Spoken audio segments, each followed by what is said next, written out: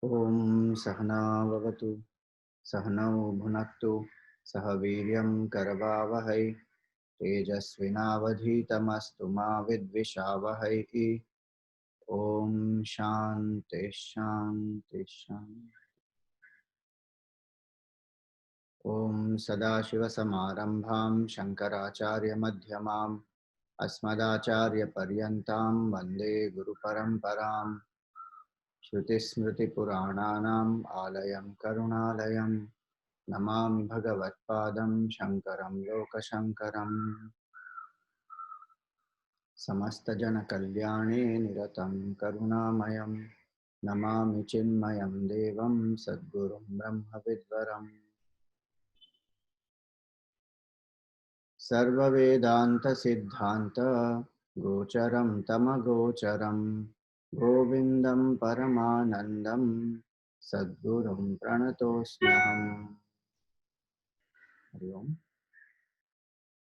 So we saw yesterday about the three gunas, the powers which are there in Maya. The three gunas are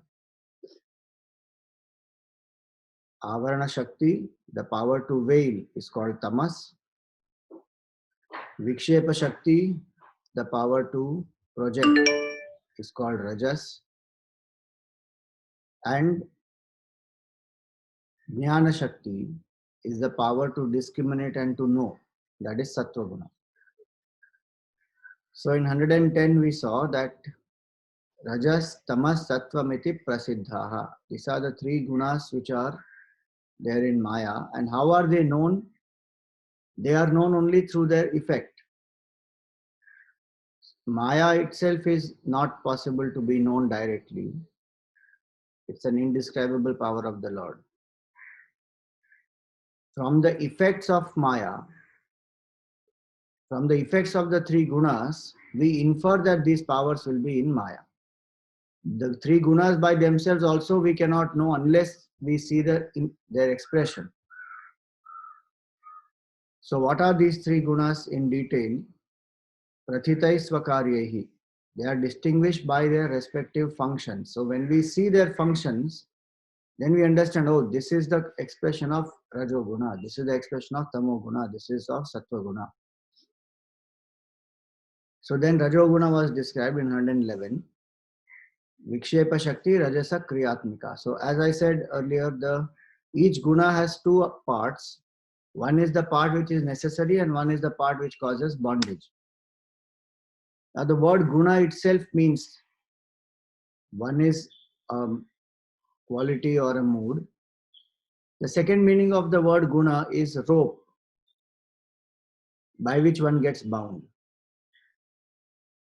So the same word has both these meanings. So one is the necessary part which is needed for us as the quality, and the other is the part which is binding, like a rope binds a person in that way. So Rajoguna is required for activity. Yata pravritti prasrita purani. Because of Rajoguna, there is tremendous amount of action, dynamism, work, achievement. But what is the binding part? Ragadayoho. Attachment is the binding part. And it is this attachment which gives rise to all the other effects. What are those effects will come in the next verse. And the result of this attachment is what? Attachment adaya. Ragadaya means attachment and aversion, both. The result of that is dukkha-dayoye manaso vikaraha. Beginning with sorrow, many a host of agitations come to a person. So as we spoke yesterday, the sorrow that we have is directly proportional to our attachment. And hence, if we want to be happy in life, we have to identify what are my attachments and eliminate those attachments. At the body level, I may be attached to food, I may be attached to sleep, attached to some objects, some comfort one needs. At the emotional level, we may be dependent on some people. certain expressions by the people, if they don't speak to me in a certain way, if they don't praise me, or if they don't recognize me, then one feels sad. Intellectual level, the dependency may be on certain situations, certain results of action, that only when this happens, then I feel happy. So attachment is the psychological dependency. It is not that functionally one should not depend. If I have given some work to somebody, I will depend that that person will do and come back. That's a functional dependency. But a psychological dependency is what causes sorrow. An attachment is a psychological dependency on people, objects, or situations for happiness. So this is why does one depend on somebody else for happiness? Because one does not know that one's own nature is happiness.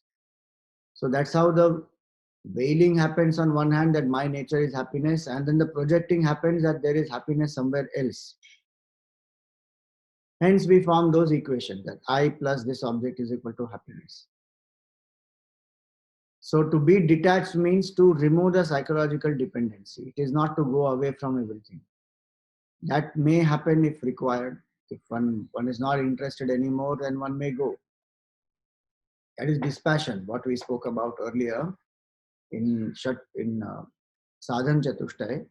Vivek Vairagya. Vairagya is dispassion, where one is not even interested, one just moves out or mentally stops all connections with whatever one was occupied earlier. But detachment is being where one is and dropping the psychological dependency. And the example for detachment is the lotus leaf, which grows in water, stays in water, goes back to water, but is never wet by the water. So that ability to do what we are doing, play all the roles that we are playing, yet not be affected by them, that is called rajo, that is called anasakti, detachment. Asakti means attachment.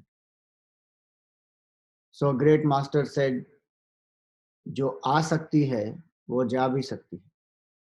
Meaning that attachment which has come, it is formed by our own brooding on the sense objects. In the Gita it is said, dhyayato vishayan pumsaha sangasteshu upajayate. Attachment is born by brooding, where we fancifully imagine happiness in something and associate ourselves with it, imagine ourselves enjoying it, feeling better, feeling great. Then the mind gets attached to that object and it wants that for its happiness. That brooding is what causes the attachment. Detachment is to stop that brooding through mantra japa or through right thinking, through vairagya. Many methods are there, meditation, to detach. So sorrow is directly proportional to attachment, and happiness is directly proportional to detachment. So while living in the world is what we need detachment. We don't need detachment by running away. That's not the true meaning of detachment. So now, what are the other, when he said raga dayoho, what are the other effects of rajoguna? Main effect, main cause that makes us bound because of rajoguna is attachment. In the 14th chapter of the Gita, Bhagavan says, Rajo ragatmakam vidhi, that no rajoguna to be of the nature of raga, of clinging, of attachment. And this clinging is what is possessiveness. So the difference between love and attachment also one has to understand. We love somebody, then we don't become possessive. We give them space, we give them freedom because it's their right. Actually, we are nobody to give. If we don't become possessive, that's enough.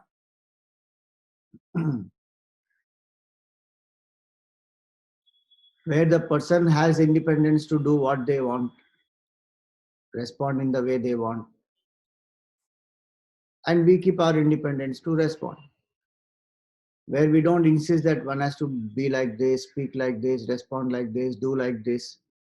That insistence is what causes the sorrow. So love is not equal to attachment. In love, beloved is important. In attachment, I am important. In love, there is no ego. In attachment, there is a strong ego. In love, there is freedom. In attachment, there is control. So there are differences between love and attachment. And when a person truly comes to love somebody, that person thinks less and less of oneself and thinks how to make the other person more happy, how to make serve the other person. In love, there is sacrifice. In love, there is no, one doesn't take things personally and keep getting hurt. In attachment, one is very, very touchy. Anything can hurt. Smallest of things will hurt. One takes it very personally. One doesn't let go. In love, one lets go. One drops, there's sacrifice. Personal likes and dislikes don't play a big role in love. In attachment, personal likes and dislikes play a very big role.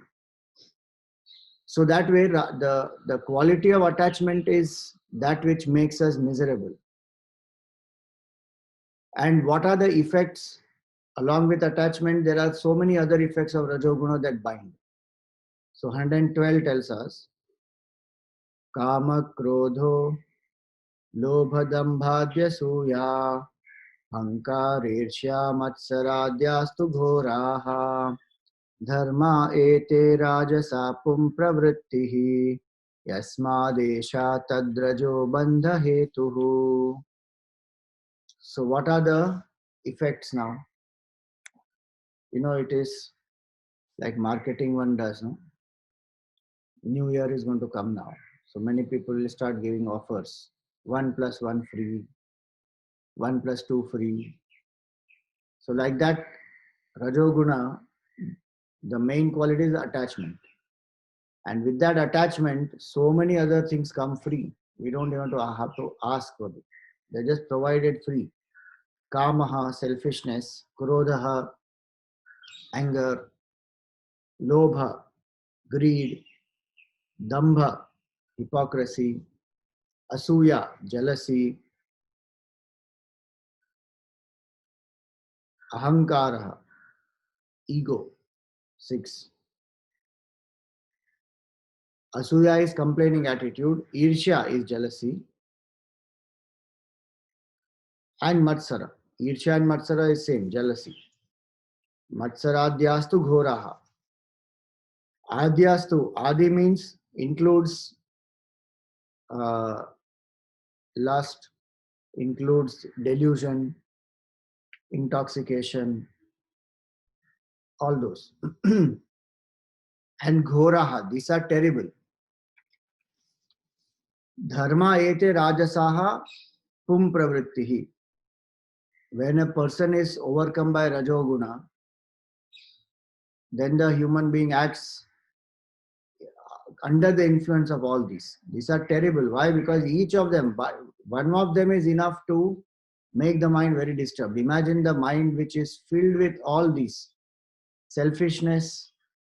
The more the selfishness is, the more the insecurity. More narrow-minded vision. Lesser the ability to connect. More insensitivity to people. So selfishness, kama. Krodha, when desire is not getting fulfilled, then anger comes out. Manifests even in terms of irritation, in terms of violence, many things like that. So kama, krodha, lobha, one never feels content. No matter how much one has achieved, there is discontentment, there is greed. I want more, more, more. So the hunger to grow, to evolve, to rise is one thing, which is natural. So we have goals, we have ambitions, we want to achieve, we want to rise higher in life. That is natural. And that has to happen because growth is life. But greed is not equal to growth. In greed, there is no contentment, there is no satisfaction, there is no joy of what one has. One always feels insecure that I have less, I want more. The more I have, the better I will feel. That insecurity is what is the problem, not the desire to grow, because we confuse greed with growth. Greed and growth are not the same. In greed, there is no happiness at all. And when a person is greedy, the person is not satisfied. No matter how much one does, one is not just greedy for money or achievement or power. One is greedy for so many things, for love, for praise, for recognition. No matter how much is given, the person always feels less, that this is not enough, or I didn't get it. One doesn't even register what one has got. One feels all the time inadequate, incomplete. One wants more and more and more. That insecurity is greed, lobha, and then dambha, hypocrisy, pretending to be something what one is not, putting on a false show, false image. That's called dambha. Dambha, then asuya, jealousy, complaining attitude. Asuya means to complain. Anasuya means no complaining attitude. Be grateful, be content. So asuya is, even in something which is good, one will do fault finding. One will go and find what is wrong in this, and the focus will be on that. So it's not that we should not identify something which is to be corrected and take steps to correct. That is not a problem. The problem is when even in something which is nice, one will find something which is either a flaw or something which is uh, negative, and one will go on focusing on that. So asuya, and so one will keep complaining. Asuya, then ahankara, ego. As we said earlier, ego is that which feels very touchy about its own image. So to protect that image, that the ego will act in whichever way required, even do adharma if required. Because my image must be a particular way. People must think about me in a particular way. So one gets caught in the image. The roles that one plays, one wants to portray a particular image, and then to maintain that image, so many things one has to do. Ego. Irshya and matsara. Jealousy born out of comparison.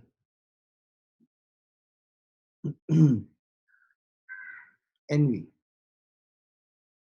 So Irsha and Matsara are when I compare myself with somebody, they have more, I have less, or they have in this way, I don't have it in this way. That kind of a comparison, when it happens, then the mind becomes disturbed, agitated. One feels, the strange part of jealousy is when one gets that thing which one doesn't have, the mind finds something else to become jealous for. So if I have one car, the neighbor has two cars. Now one feels jealous of the neighbor. Now when I get two cars, by the time there's some other reason to become jealous, because it is not just the object, it is a tendency to compare and to feel lesser when somebody has more. Especially what I desire, if I don't get and somebody else gets, then that jealousy arises. So that is Irsha and Matsara.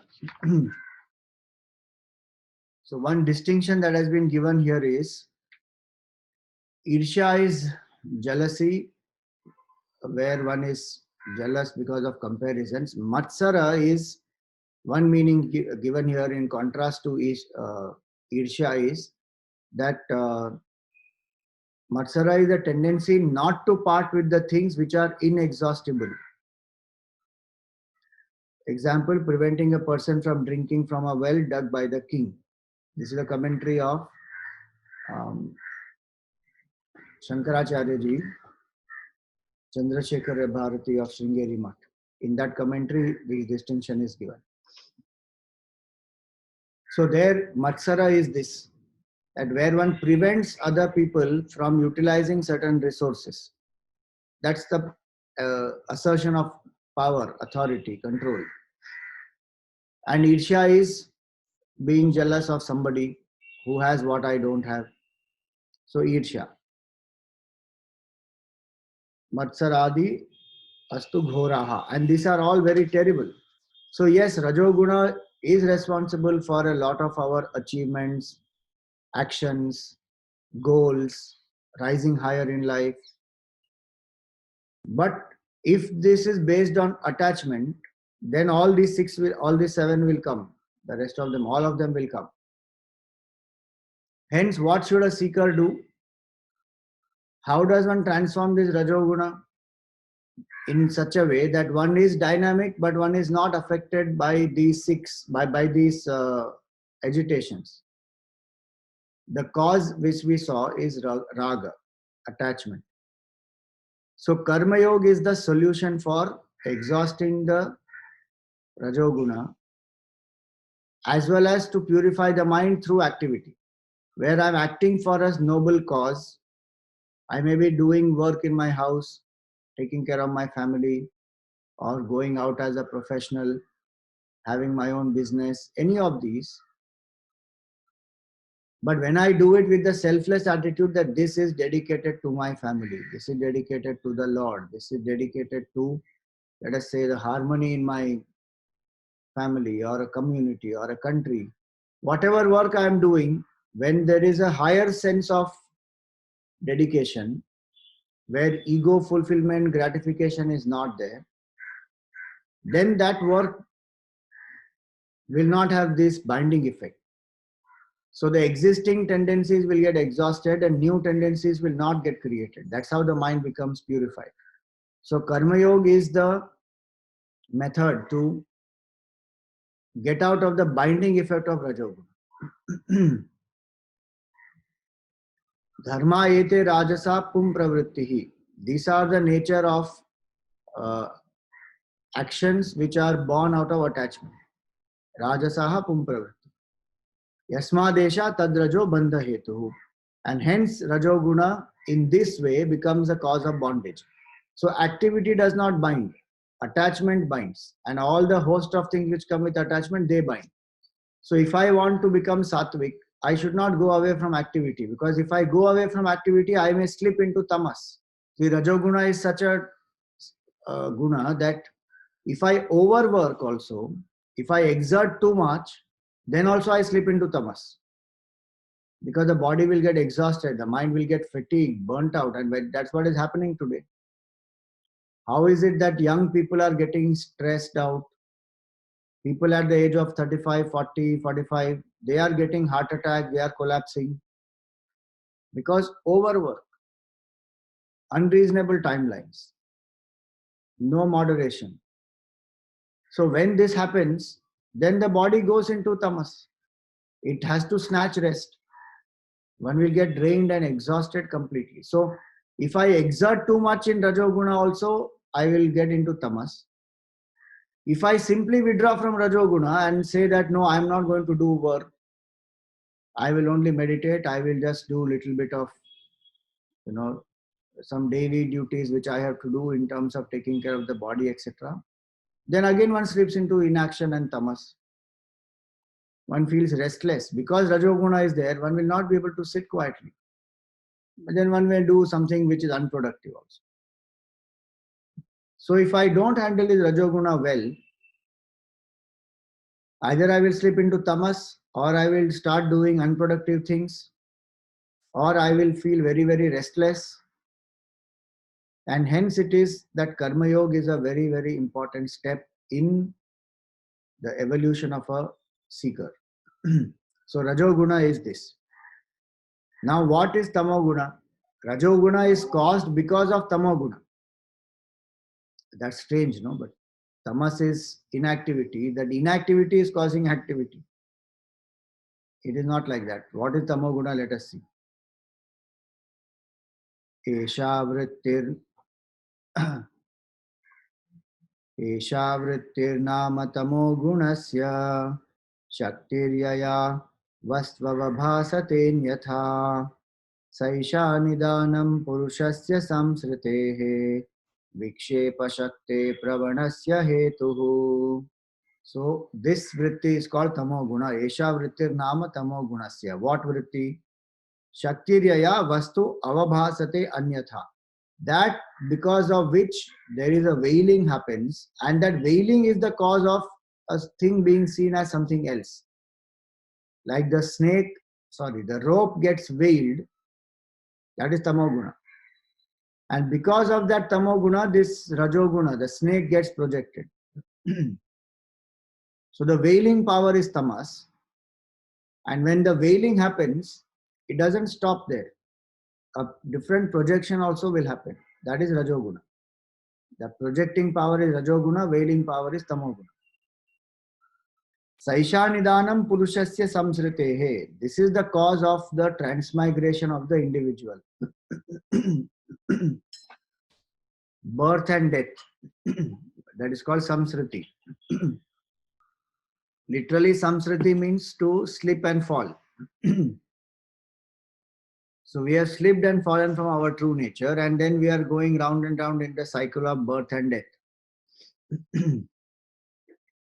So that is the cause. What is the cause? Not knowing the self. The self is veiled on one hand, and this individuality is projected on the other hand. So I think I am this one body, mind, and intellect, is one jiva, and I want permanent happiness.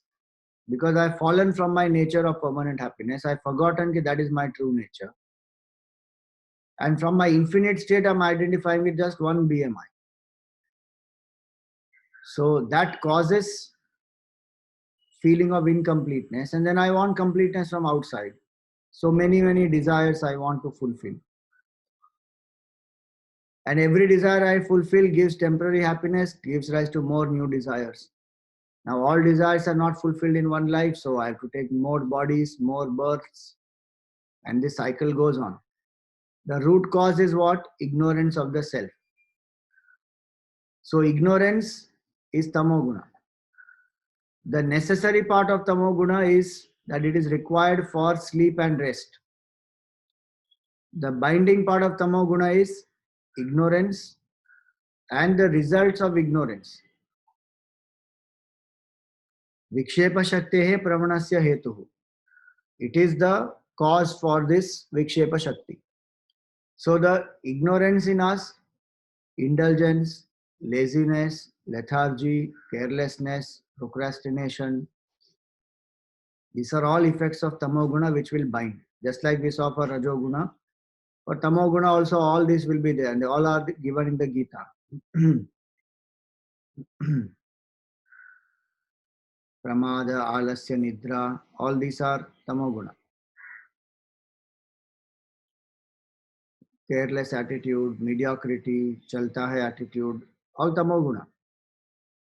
So when the mind is filled with tamas, what happens?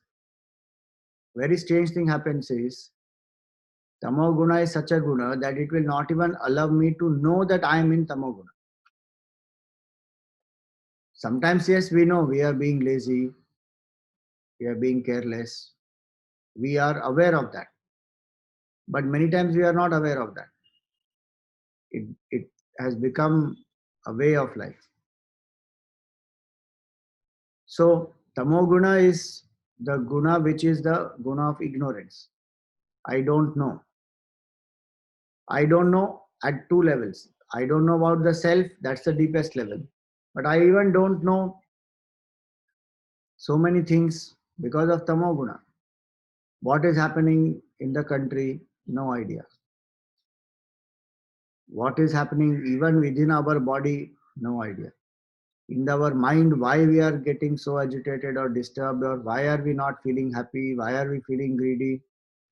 No idea. One doesn't even think about that many times. One says this is natural, this is normal. So the ignorance in us is the cause of our suffering. Attachment, we said rajoguna is the cause of sorrow. Attachment is born out of this ignorance. So the root cause is ignorance. But till we don't become detached, we will not even be able to handle the root cause. Keeping the attachment intact, if I want to get out of ignorance, it is not possible. So Rajoguna has to reduce first, then Tamoguna. One comes out of Tamoguna by removing the ignorance. Keeping all my comfort zones which strengthen my body identification, I cannot remove the ignorance of the self. So the connection between Rajoguna and Tamoguna is very interesting. Tamoguna in terms of laziness, lethargy, carelessness can go because of Rajoguna. Inspire that person to have ambition, to have goals, inspire personal motivation in that person, that you have to do great things, you can achieve this, you will feel so much good if you achieve. What are you wasting your potential, in laziness, lethargy, etc. Come on, get up, do work. So get that person to become active, dynamic, with personal ambition, personal achievement, success. Once that person comes out from Tamoguna into a dynamic state, starts working, then the next step is to help that person to get out of those attachments, insistence, greed, passion, all those. So there the Rajoguna has to reduce. And when that Rajoguna reduces, then Tamoguna in terms of ignorance, one can remove by gaining the right knowledge. So Sattva-guna increases in that person. Knowledge one keeps striving for. One can sit quietly, one can do satsang, one can meditate, one can reflect. And as Sattva-guna increases, knowledge increases, ignorance will go. So Rajoguna helps to, Rajoguna when it is reduced, it helps to increase Sattva and get out of Tamas. And to get out of Tamas, Rajoguna helps. So both of them, there's a nice connection between them. To get out of Tamas, I need Rajas. And once I get Rajas, I have to reduce it to get Sattva. And that helps to get out of ignorance. So in both ways, if we see, this is a beautiful connection between Rajas and Tamas, and how in sadhana we have to use this Rajoguna. To a person who is tamasic, if we try to tell that person, sit and meditate, be detached,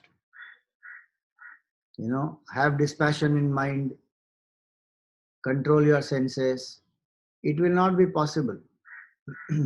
From tamas to jump to sattva is not possible. Tamas and sattva, by the way, look the same, but they are not the same.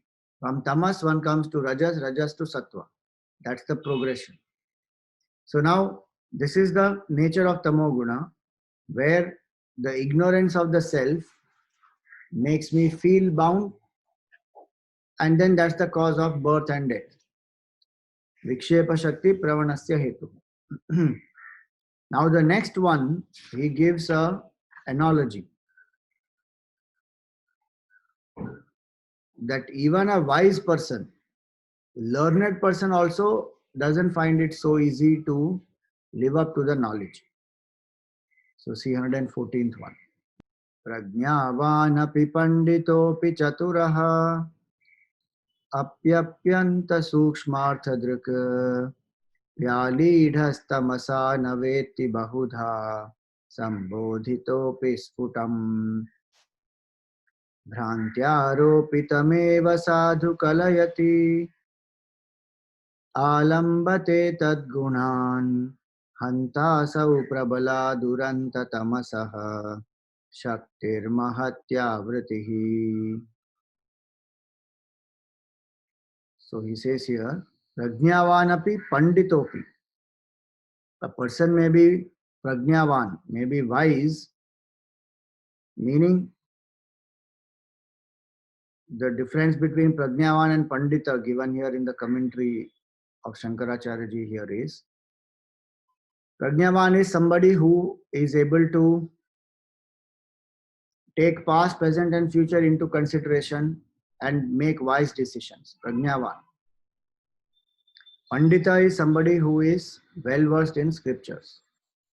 And here is the person who is both. Prajnavan api panditopi. He is a wise person who is able to apply the knowledge that he has studied from the scriptures in the past, present and future. At all times acts according to the scriptural injunction. Chaturapi, and is very smart also. Not that many times people think that somebody who is a bhakta or somebody who is a seeker is very bhola bhala, is very easily one can be taken for a ride. No, no, Chaturapi, very smart. Atyanta Sukshmarthadrik, and also has the capability to see the subtle meanings of the scriptures. The subtle distinctions one is able to do, not just intellectually. Like Atma and Atma Vivek, one is able to do. What is temporary, what is permanent, one is able to discriminate and then live according to that. Even such a person, Vyalidhas tamasa na veti. Even such a person can be overcome by tamoguna, Vyalidhas tamasa na veti, and not comprehend the truth. Bahudha sambodhitopi sfutam, even though it may be explained in many, many ways clearly in the scriptures. So see, this is to give us a warning about tamoguna. That tamoguna, one should not take it for granted. Even a wise person can be overpowered by tamoguna. Because the deepest and the subtlest is the self-knowledge. One may be able to do some vivek, but if the mind has tamoguna, the mind has this ignorance along with all these other things, laziness, lethargy, etc. Even if one is very capable, the truth will not be revealed to that person. Vyalidhas tamasa na veti. One will not know. So one may say that then how is this person a prajnavan? The seeker keeps putting efforts. So it is like a constant struggle. The mind has tamoguna, the seeker is putting effort, tries to overcome it. Sometimes the mind also overpowers. So this is to caution against that. That the mind is very powerful, that the tamoguna is very powerful. So even if a wise person also can get carried away sometimes by this tamoguna, what to talk about others? Bhrantya ropitam eva, and it is the attachment to the body. Sadhu kalayati alambate tadgunan. Because of this tamoguna, one still feels I am the body. See, the knowledge one may have, a scriptural study one is doing, one may be even able to give a lot of lectures on this Brahma Vidya. But Brahma Vidya is only when my attachment to the body reduces, when the feeling that I am the body, I am the jiva goes down, then actually I am walking the path of Brahma Vidya. It's not in the books, it is not in the scriptural knowledge by itself. In the Upanishads it is said, Na ayam atma pravachanena labhya na medhaya na bahuna shrutena. Not, this atma is not attained by those who give lot of pravachan, who are listening to a lot of lectures. Not by just intelligence. Then how is it attained? Yame vaisha vrunate tena labhya. Whoever chooses this Atma exclusively and tries hard to get out of body identification, puts that effort, does the sadhana to reduce this feeling that I am the body, to get out of the feeling. That is required. Otherwise, one will still study the scriptures and think that I am this body. Bhrantya ropitameva sadhu kalayati. Because of the delusion, the ignorance causes this projection that I am still the body. And alambate tad gunan, and one holds on to these qualities of the body, mind, intellect. Antasau prabala duranta tavasa shaktir mahati avritihi. So this is the conclusion. Alas, this power of tamoguna, avriti shakti, is very, very prabal, is very powerful. And duranta is not very easy to end it, to cross it.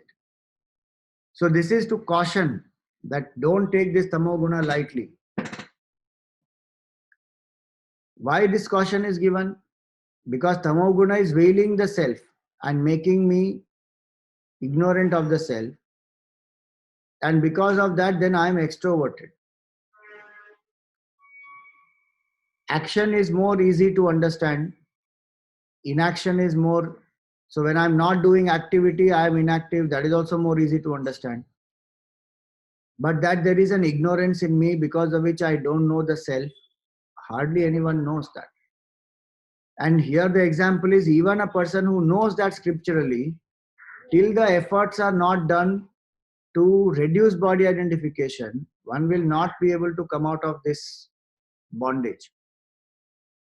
So study of Vedanta and just telling I'm not the body doesn't work by itself. I have to do the sadhanas. I must do tapa, austerity. I must do upvas. I must do japa. I must do, live in self-control. Bhakti. So many methods are there which will help me to reduce the feeling that I am this jiva, I am this body. Very simple things one can practice. What we have seen in Vivek, Vairagya, Shatka, Sampatti, Mumukshutvam, those qualities. Like sense control, a simple activity, simple thing. Say no to what is harmful to the body.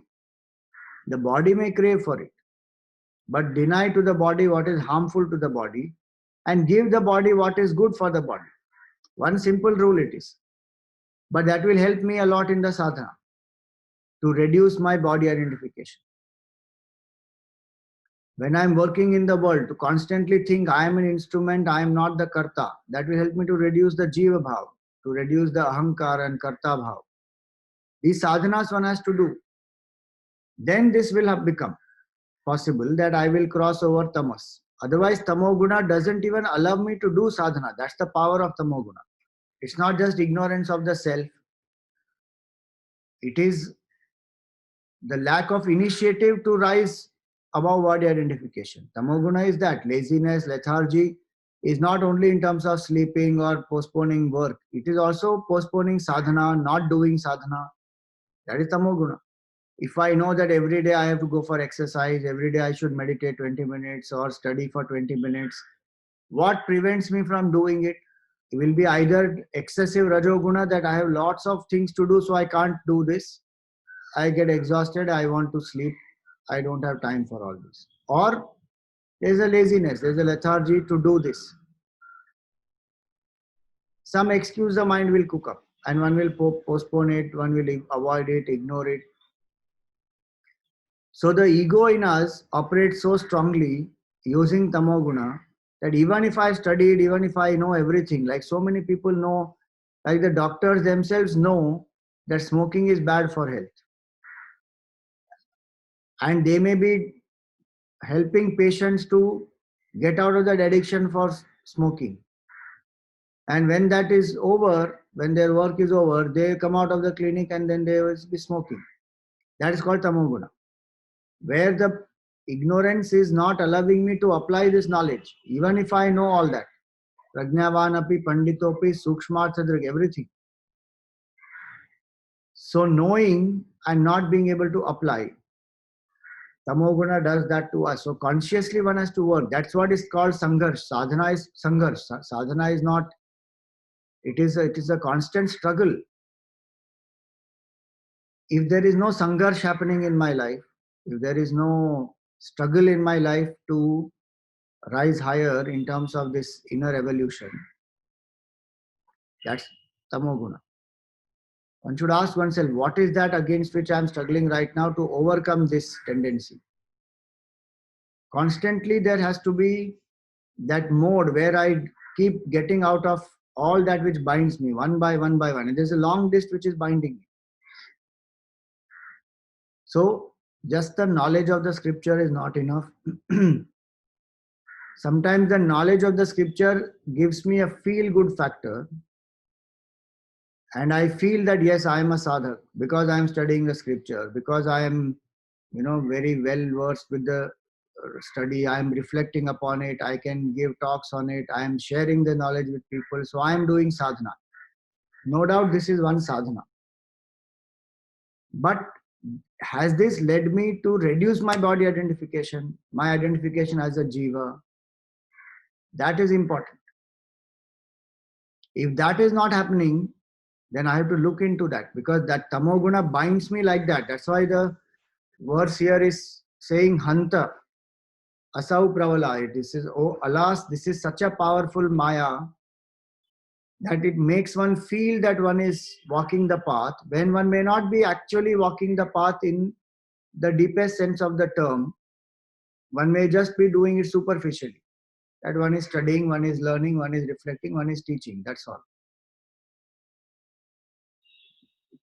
How much mastery? Tapon Maharaj, he was such a austere person.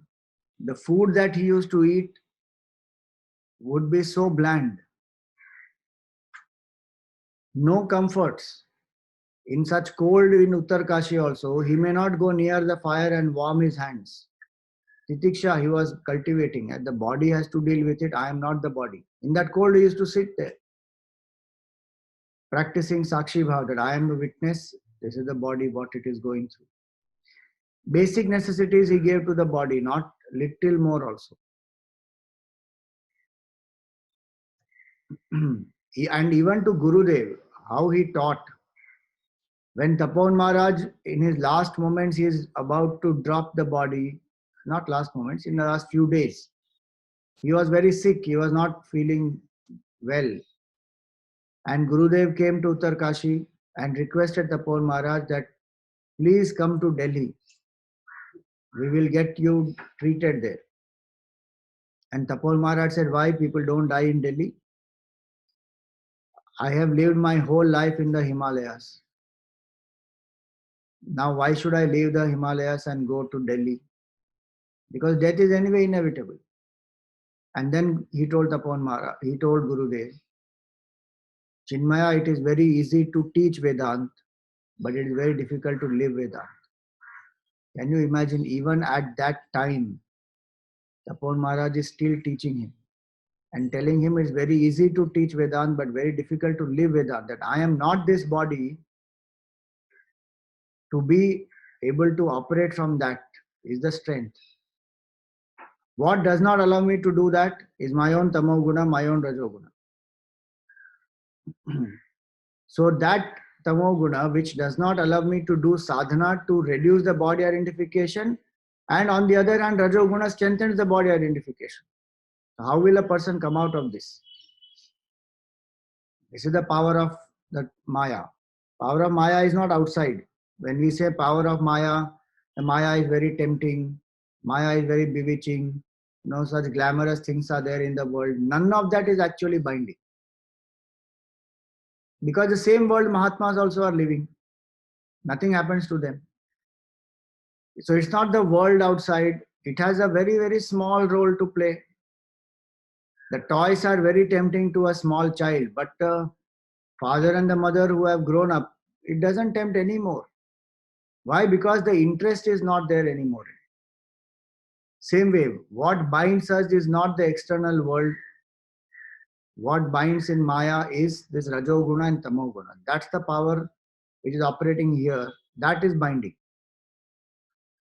So from a practical standpoint, I should identify that in my sadhana, what are the things that I really need to do, which Tamoguna is not making me do, where I am not being effective, even after study of the scripture. That I should do japa, I should do meditation, or I should do exercise, or I should, let us say, master my attachment over taste, any of these, where I know that this is to be done, and I want to do it, but somewhere there is, either I'm not prioritizing it, or I'm not finding time for it, because again, I'm not prioritizing it, or I'm allowing other things to be more important and, taking this very easy. So I need to identify what are those things. It can even be one or two. At one time, focus on one or two and try to become consistent in that. And that will give what we call a sadhana bal. Sadhana bal, when a person does regular, consistent sadhana to reduce body identification, there is a tremendous strength in that person. It will help the person to face the challenges of life also, as well as the person will feel what the Shastra is saying is true. Shraddha will increase. Vairagya will increase, bhakti will increase as the person keeps walking the path. The scriptures, they are like a map. One has to see the map and then actually walk. One can't keep on seeing the map and standing in the same place and feel very happy that, oh, now I know how to go to this place, now I know how to go to that place. One has to see the map and start walking over.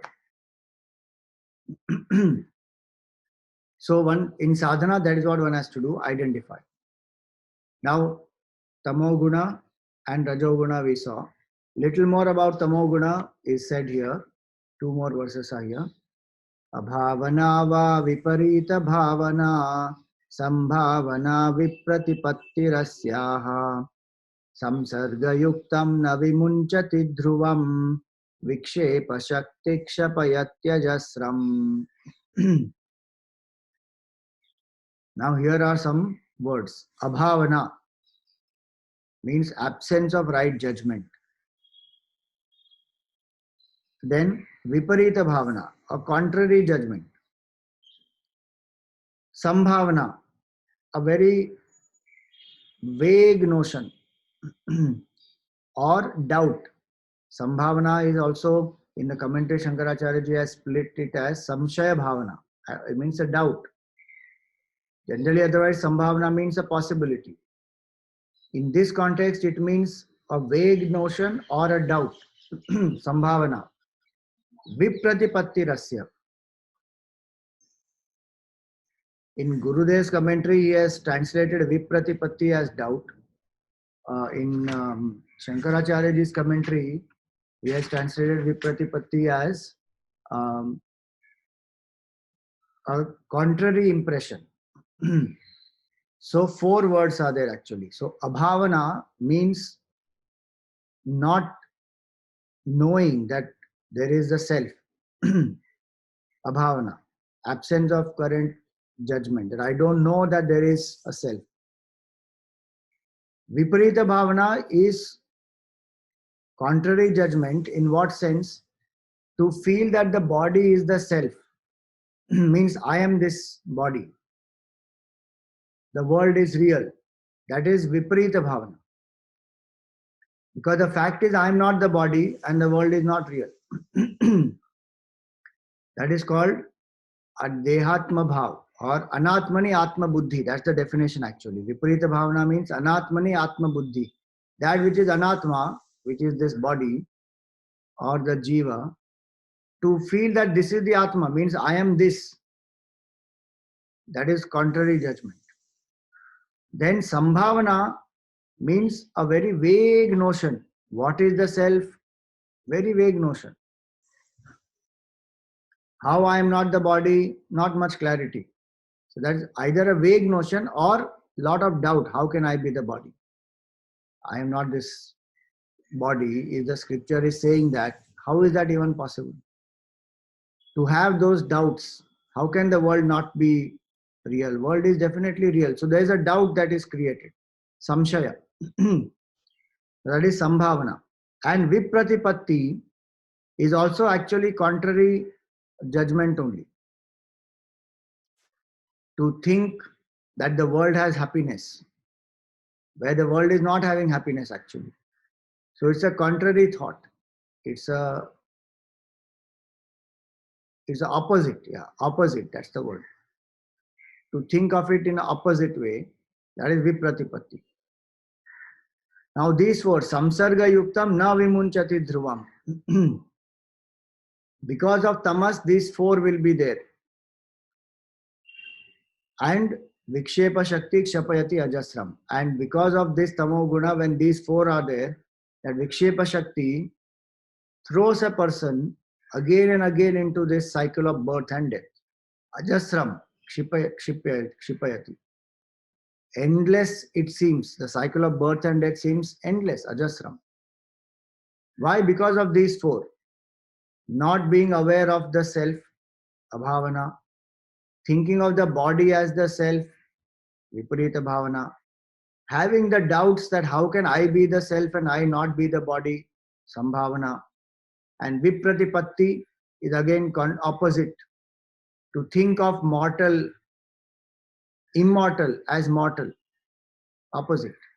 That's why our prayer is Asatoma Sadgamaya. From darkness lead us to light. Mrityorma Amritam Gamaya. From mortality lead us to immortality. Because I am actually immortal. Now I am thinking of myself as mortal, opposite. And these four, what do these four do? These four make me go into the cycle of birth and death again and again. So Rajoguna is based on, is caused because of this Tamoguna's four expressions. And when I don't know, when I don't put the effort to get out of these four, how do I get out of these four? Abhavana. I don't even know that there is a self. There is an absence of knowledge, so absence of right judgment. Abhavana will go when I study the scripture, when I do satsang, when I gain the knowledge.